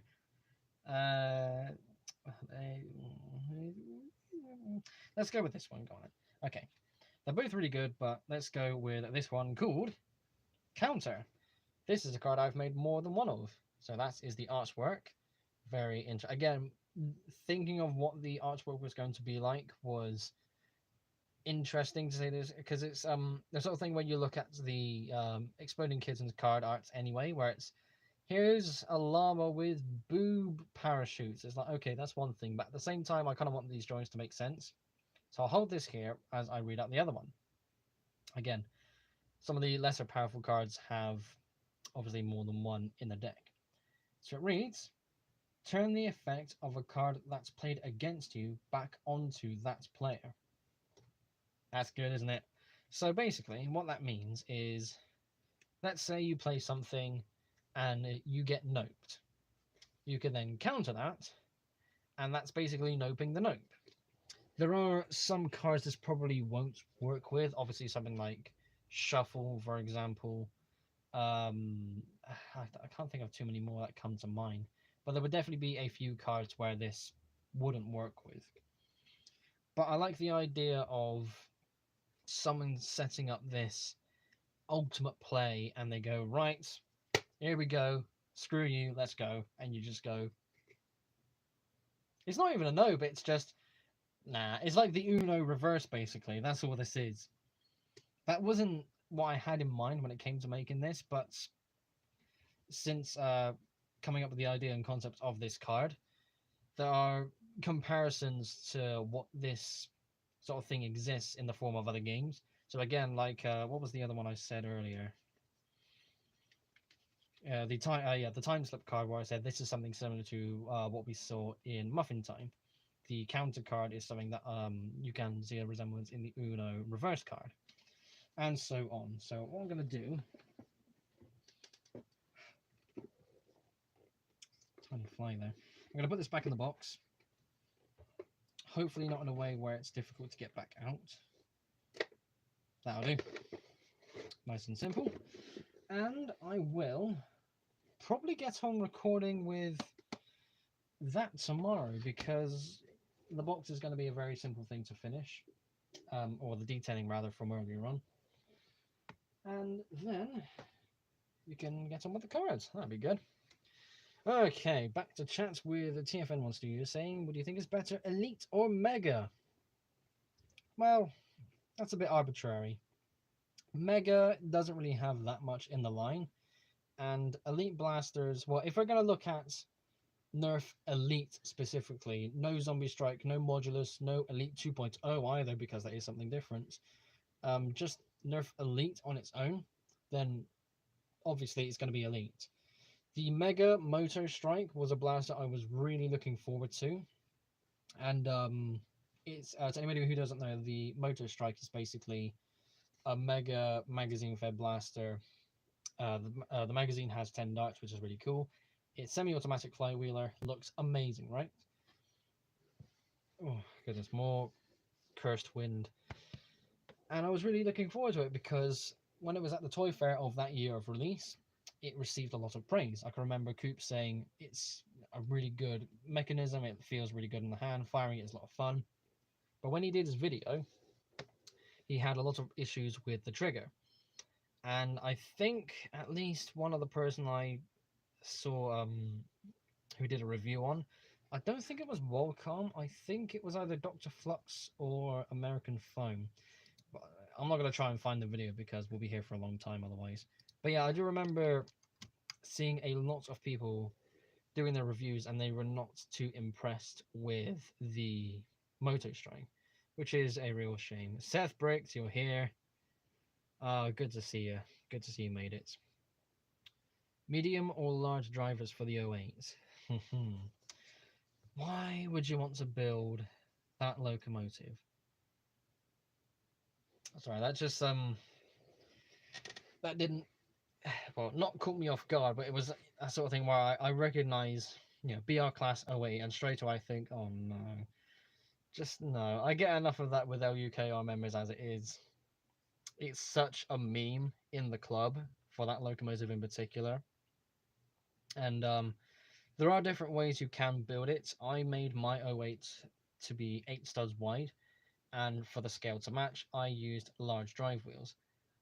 But I've seen a lot of models. Actually, no. I was going to say I saw a lot of models use medium drivers, and that could work in its own way. But at the same time, I do remember. Sorry, I got itchy nose here. So yeah, basically, I remember seeing a picture from one of the LUKR members, Will, who owns and runs Block Junction. He posted a picture in the club page and said, you know, all the models we have of an 08 is seriously out of scale, because he put a Lego one next to a no gauge one.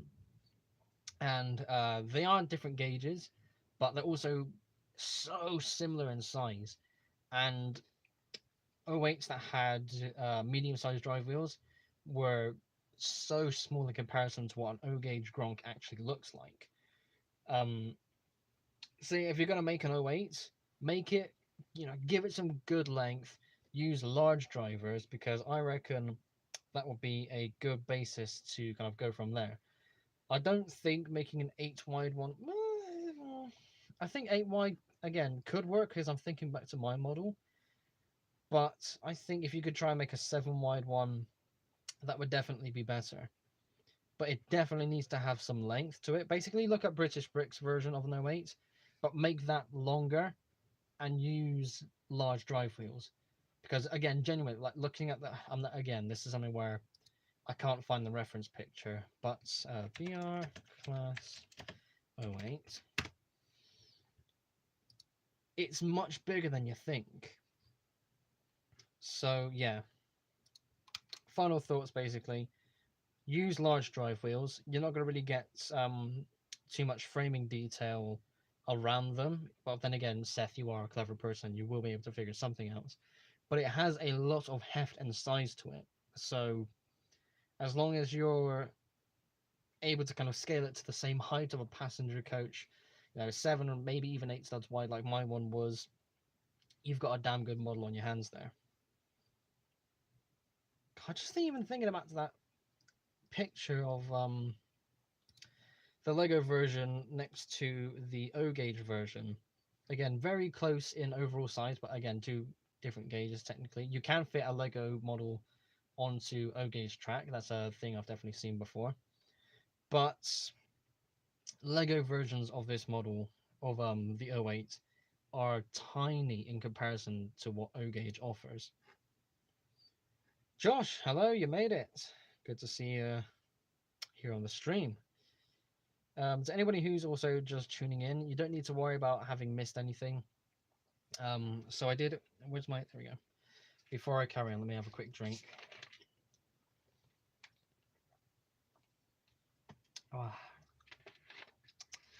Oh, lovely stuff that. So yeah, so basically to anyone who is just tuning in, I did say on my Discord server that this was going to be a 2-hour live stream, and I had something planned. Basically, all I did earlier on was do some more work on my specially crafted box that is now holding my Lego Coronation Express set. That was a lot slower than I thought it was going to be.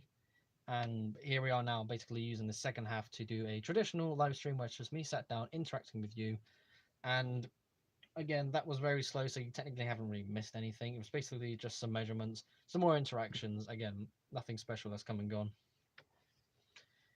Thank you, Luke. Scaling really isn't my thing, lol. Well, scaling is something that you might have to figure out, because if you make models to one scale, then make another batch of models to a different scale, knowing it's your models, obviously you want to try and physically build them one day and put them all next to each other.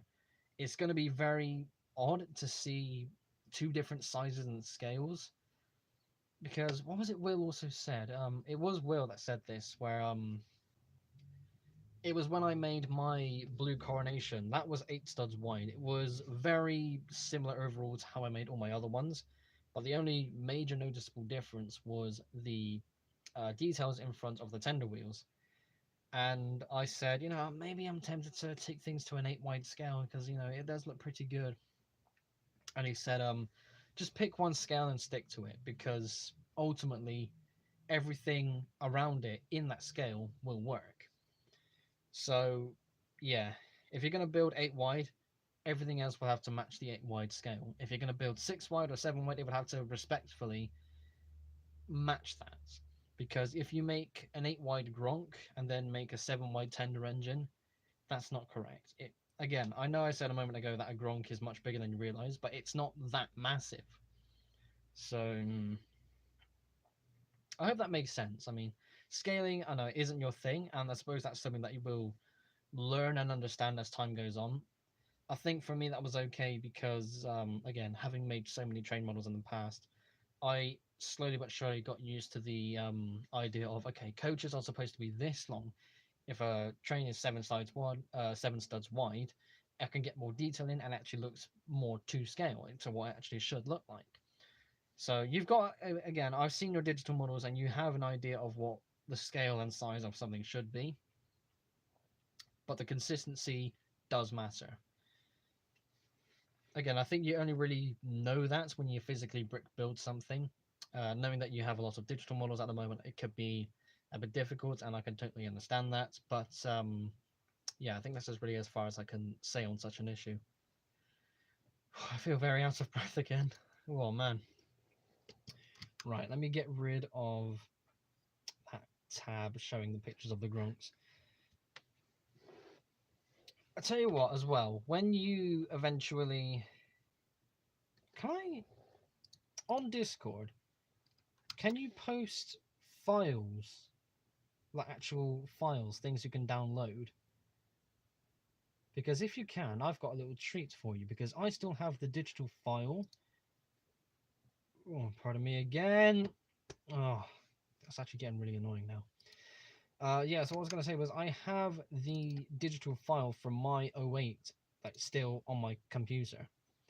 And if you want, I will figure out a way to send it to you. So you can probably use that as a basis. Again, my one is 8 studs wide. It's probably a bit, again, at 8 wide is a bit larger than it should be. But having a bunch of 7 wide models, that's because, you know, that again, that's a different scale. So that's not necessarily a bad thing. It definitely still works as its own model. But I think if you took that shape, you can squish it by 1 stud. And again, some work can be done on the frames. I reckon you could turn that into a much better model. So if I can figure out how to send things on Discord, I will send one to you. Do you know how to build a snowplow for Thomas? Do I show you? So to answer the question, no. But I did end up doing something else for my coronation. So I asked a... Who was it I asked? I don't think I asked any of the LUKR club mates. I think this was somewhere else. Who did I... Oh, I said this to... I think it might even be on Discord as well. I basically said, I want to try and make a snowplow for my coronation. Because... It's, actually, I can because it's only... The other thing I made is completely separate. Okay, hang on. This could work. Okay.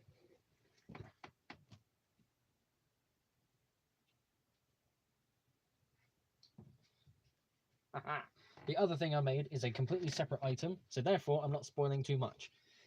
So Seth, I will read that comment in just a moment, but getting back to the snowplow, I didn't build a snowplow. I saw someone's model, I think it was an Australian locomotive, where it was that kind of, again, an Australian streamlined design. And I basically gave my coronation a skirt. It has a crown at the front as well. Bit difficult to... It's got a crown! It's got the headlamp and bell, which is a wonderful thing to see. And Seth, was it you that in Discord like 2 hours ago? Which server was it? Was it your one or the Lego Thomas one? Let me have a quick look. Okay, not that one. Yeah, okay, it was in the Lego Thomas one. That little setup for a bell, like the actual frames around the bell holding it up, that's so clever. I really love that. I genuinely really want to try that once we're done with the stream here. But yeah, I thought I would give my coronation a skirt. I've got a simple yellow stripe going down the front. It kind of works. It's a bit difficult to see in this lighting, but I've taken some proper pictures of it, and in daylight, it genuinely looks good. I think this is probably a bit unfair for me to say because, again, this is a model I've done so much with over the past year, I think, since I made this. I don't know how old this model actually is. But yeah, you know, I've done so much to try and experiment with this model, and to see it in a different sort of look is really good. I also added some flags by the cylinders as well, because I can. Again, if I'm going to add all this sort of pizzazz, I want to try and give it flags. And I made sure to go with a color that wasn't yellow or red. Red was going to blend into the body too much, and yellow was just unimaginative. So I found some blue ones. Okay, if I really want to show the other thing. No, I can't. I can't show you.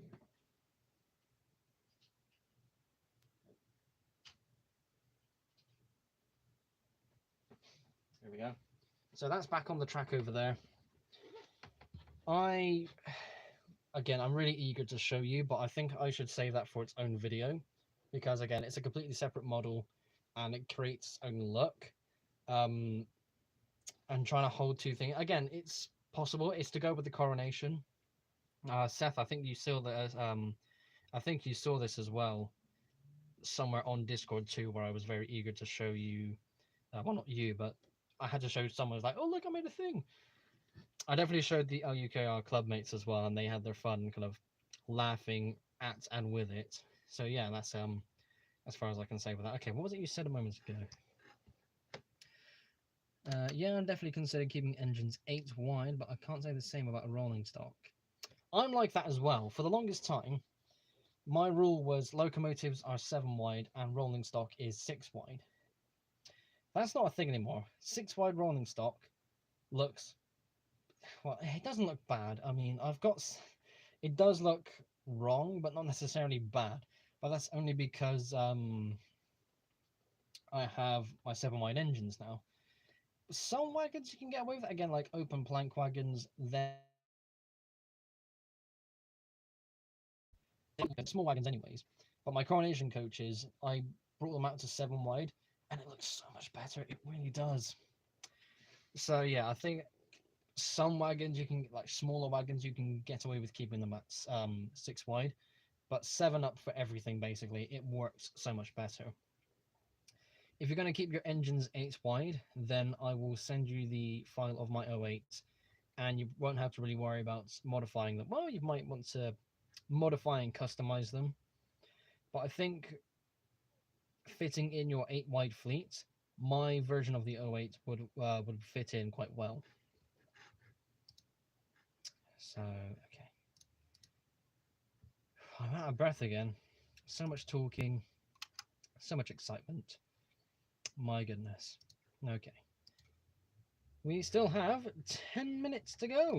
Is there anything you want to ask before we sign off in 10 minutes? Let me just make sure I'm not missing anything. That's all fine there. Oh man. What a very interesting evening tonight was, especially for the stream. Figuring out a new camera angle that was, very... I've still got the bricks in a separate box, so if I decide to do something down there that requires the floor space, I suppose I could set that up again. I showed how the tablet is set up on the Lego rig, so I know how I can kind of assemble and disassemble appropriately to how I want to show something. If I'm doing it all in one take live on stream, it is going to be a bit awkward, but that's not too much of an issue. And yeah, more things can happen in the future, I suppose, just slowly but surely. I still want to try and figure out, just thinking about other places to put camera setups, because another stream thing I want to do in the future is live running sessions. Obviously, get a loop of track out, get some trains running. That'd be a nice evening. Or maybe not an evening, but an afternoon, because doing it at the evening, when other people are in the house, they're trying to settle down, all that noise, it's going to be a problem. So, yeah.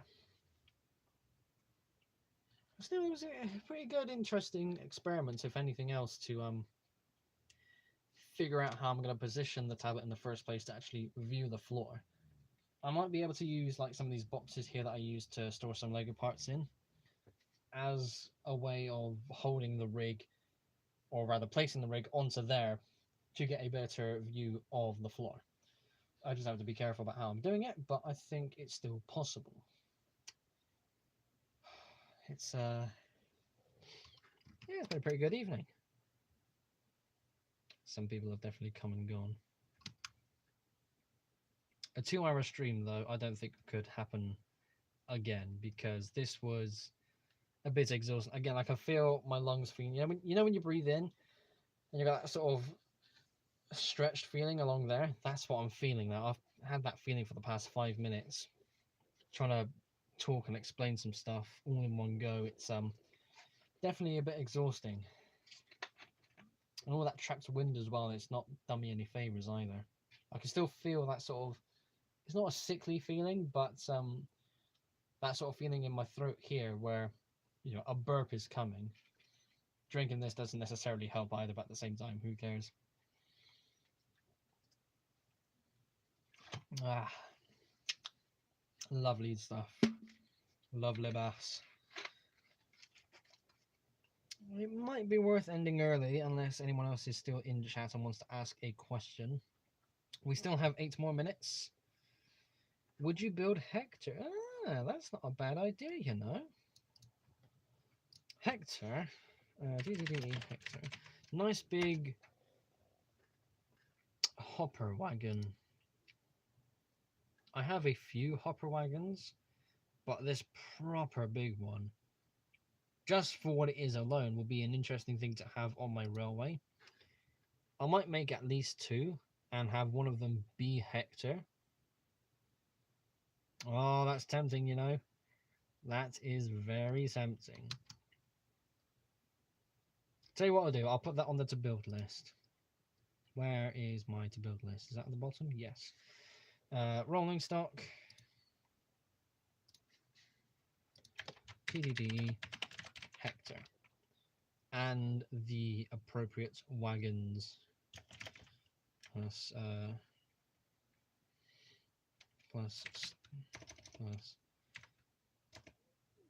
his style of hopper wagons.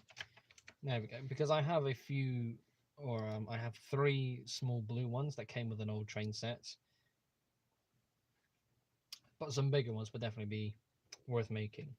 Or Harold. I don't think I'd make Harold. Harold the helicopter is not an interesting character to me. I like his dynamic in early seasons in the Thomas series with Percy, but that's all I care about. You know, some of the jokey stuff he and Percy did, but as a model, I don't really care for it.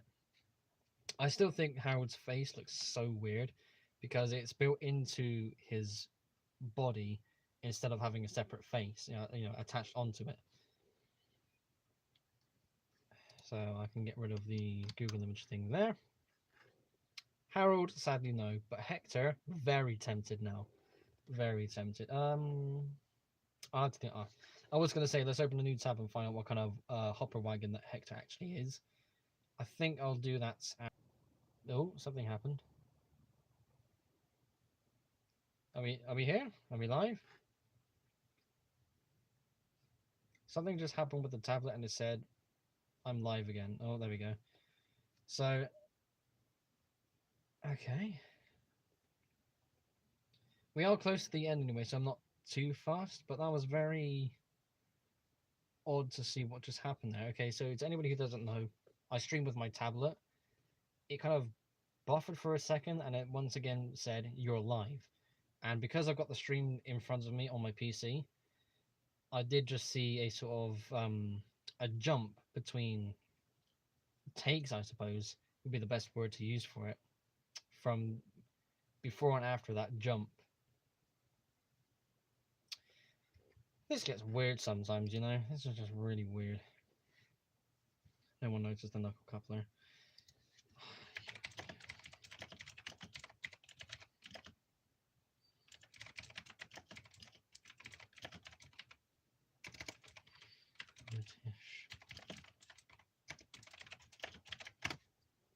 There we go. That's something for the Discord server.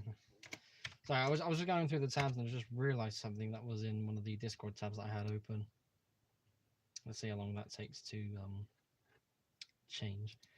Okay, Jack, you're back. How about a few more Nerf questions? Yeah, go on then. We still got a few more minutes before the stream ends, so if you got any more Nerf questions, let's have them. You're just in time as well. You just saved a very awkward ending from happening to this live stream.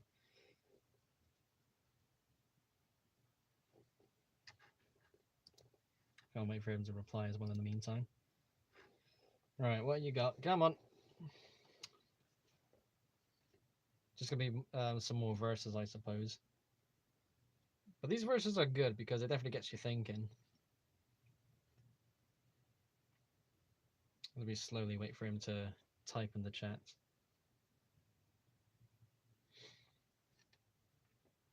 What kind of comparisons could you make, though?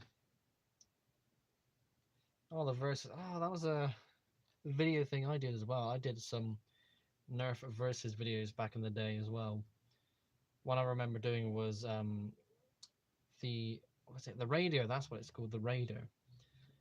What was the Rampage was the Elite's remake, but the Raider was the OG one that I had. It was basically supposed to be Raider slash Rampage versus the Mediator because they were both pump action side fed magazine blasters. But the Mediator was tactical in the sense I had more attachment points, but that obviously made it smaller. And the Raider slash Rampage is bigger and in turn more sturdy. So yeah, something like that definitely gets you thinking. Definitely makes you go, this is actually quite cool, but at the same time, it doesn't have this feature. How many versus videos did I do? Collection, mods. This is quite the way away. There we go. They weren't exactly exciting either. These were this blaster versus this blaster. Well, that's more than I thought. You know, there's 8 videos in that playlist. Fair enough. Right, the Spectre or the Maverick? Oh, that's actually difficult. I think straight away I'd have to say the Maverick because it's so iconic. That reminds me of the video I did on the Spectre, and I remember saying, you know, when the Spectre came out, it wasn't that respected because everybody saw it as a weaker Maverick because the Spectre has 5 darts in its cylinder compared to the Maverick having 6. That is because the Spectre has a barrel and stock attachment point. If it had 6 darts in the chamber, who would use the Maverick? So for the sake of balance, they had to remove 1 dart from the chamber, making it a 5-dart cylinder. But because it had 5 darts, they didn't care about the barrel and stock attachment points, so everyone kept on using the Maverick. I thought that was hilarious because, again, I was a Nerf fan back in the day when that came out. So being a part of that conversation and kind of thinking, oh yeah, you know, it's this one versus this one, so it's so amazing to think back on as well. Would you use Nerf shotguns or sniper? Oh, goodness. Another burp. I'm so sorry about this, by the way. All that wind is something I don't really have any kind of control of. I can definitely feel it there, and I'm trying to hold it back, but it coming out is something I can't really withhold, and I'm so sorry. That's happened way too many times with the stream. Shotguns or sniper? Shotguns. I have the Nerf trilogy, and that is still a lot of fun to use. Snipers only ever work when it comes to those custom-made 3D printed blasters. What's one called? Like the Caliburn, I think that's one of the more famous ones. There's one that Walcom did during his, I don't know if it was during his fundraiser stream, but there was definitely a Saturday night stream he did, at least a Saturday night stream, where he had some crazy powerful custom-made blasters that shot 300 FPS, and that's gonna work as a sniper, but that's obviously something that's custom made, and you're never gonna get that off the shelf. So I think for the sake of, you know, being more up close and personal and in the action, I would definitely say a shotgun. Have you ever been to the York Rail Museum? I haven't. There was a weekend where my parents went to the Railway Museum, and I was somewhere else for that weekend. I can't remember where I was. This was ages ago. But definitely on that day, my parents went, but I didn't. And that was a real shame because they didn't tell me they were going either. And I think I would have tried to rearrange the plans I had for that day just so I can go to the museum. So, yeah, one day I would definitely want to go there. I would definitely bring my coronation to get some pictures next to the real thing. That would be really exciting. Maybe even bring a few locos because that would be very exciting. And yeah, so sadly I haven't gone, but I definitely want to one day. Okay, so it has just gone past 9 o'clock. Jack, I will answer this next question, and then I would have to call it there. So the Accu Trooper or the Mediator? I would say the Accu Trooper. Not necessarily the Accu Trooper, but the Alpha Trooper blaster as a whole is such a good blaster. Again, this is another one where back in the day, when it first came out, it was very popular amongst friends. One of my closest friends who was into Nerf at the time was into Nerf, and he had a Deploy, a Night Finder, and an Alpha Trooper. He never didn't use the Alpha Trooper. He gave me the deploy and the other blasters. He didn't care. He was always going to use the Alpha Trooper and the drum because obviously it was his. So I got one myself and we shared up and we had some great fun. It was amazing. It was just an amazing blaster, and it still is. I think it's the actual pump handle itself. The overall shape is really good, but that pump handle, because you can get your entire hand on it, I think makes it so good. The AccuTrooper is nice in the sense that it has that barrel attachment point, and for me, that's more tactics. That's cool. But that doesn't necessarily matter because the Alpha Trooper is brilliant. Absolutely love it. I have an EPPS, looks super sweet. They're completely useless as a sight. Yeah, I actually have an EPPS, looks super sweet, though completely useless as a sight. EPPS? I'm not familiar with what that stands for. If that's something mod related, then I won't know. I'm very stock and boring when it comes to Nerf stuff, so what does EPPS stand for? Is it something like Elite Pinpoint? Oh, Elite Pinpoint Sight, of course. That's something I might be fabricating this memory, but I definitely remember. Yeah, that's what you mean. I definitely remember going into Toys R Us many years ago, going down the Nerf aisle, and there, just in its packaging on its own, was the Nerf Pinpoint Sight, and I cannot believe, looking back, that was something I looked at and just wrote off, because looking now, if you were to try and get one, it would cost you an arm and a leg. But thinking it was all those years, I could have had one all those years ago, and I would still have it now.